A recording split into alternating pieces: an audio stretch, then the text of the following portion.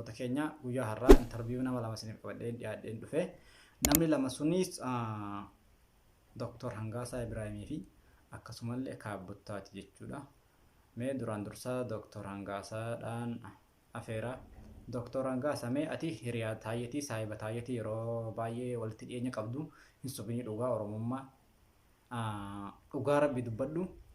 Dhaabni isaanii akka mo'atuuf taayyeen maal hojjetame dhugaa dubbadhu dhugaarraan dabini. Dhaabni kiyyaamuuf kijibdamma. Naamotuuf kijibda. Amma dhaaba kiyyaan aangoo qabachiisaaf kijibda. Kanaaf Oromoon sirraan bitattu waan ati bitattu.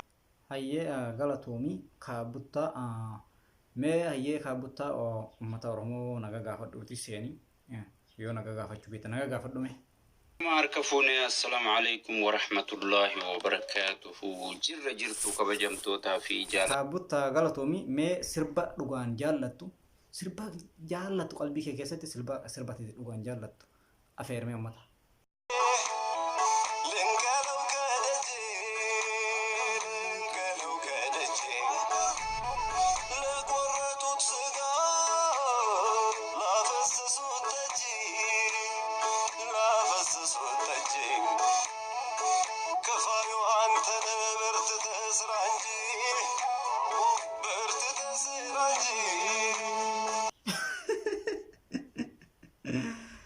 Ajaa'ib. Sirbeetti jaallatama dhugatti kana.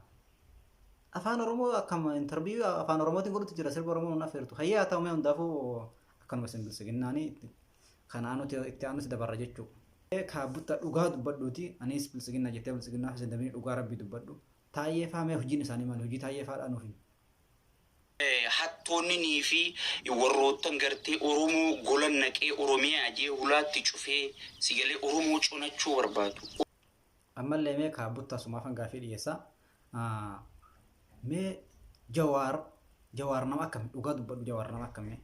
Nama hammataadha nama gartee Amaaraa, Soomalee, Kambaataa, Walaayitaa, Horgobbaa saba biyya sanii dhalate hundaa hammatu jechuudha. Hayyee galatoomii dhugaa dubbanna dhugaarratti kanan sin afeere silachuu galatoomadha. Amma gara Hangaasatiin darbaa.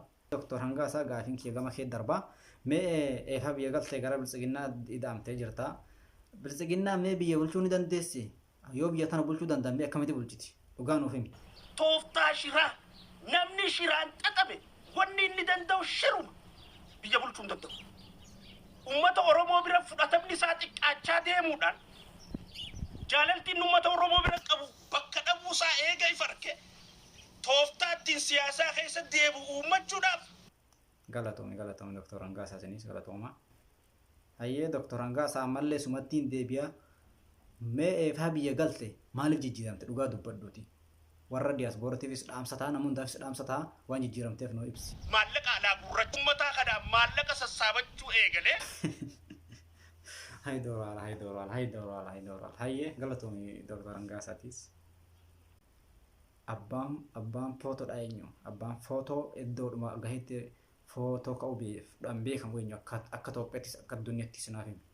Muummicha ministeeraatiin abbaa footoo jala. Hayyee galatoomii. Ashamaa hordoftoota fi kabajamtoota keenya yoo isinitti tole share like gochuun dagatinaa gaafii fi deebii qondaalota bilisiginnaa yookaan deeggartoota bilisiginnaa lama wajjin goone kana fakkaataa dhugaa osuma arganii irraa dabanii dhugaa irratti akka deebi'an isaanis afeerra asumaan share like chaanaala kiyyaa Saayid Walloo Tuub kan jiru subscribe na godhan isiniin jaa nagaatti.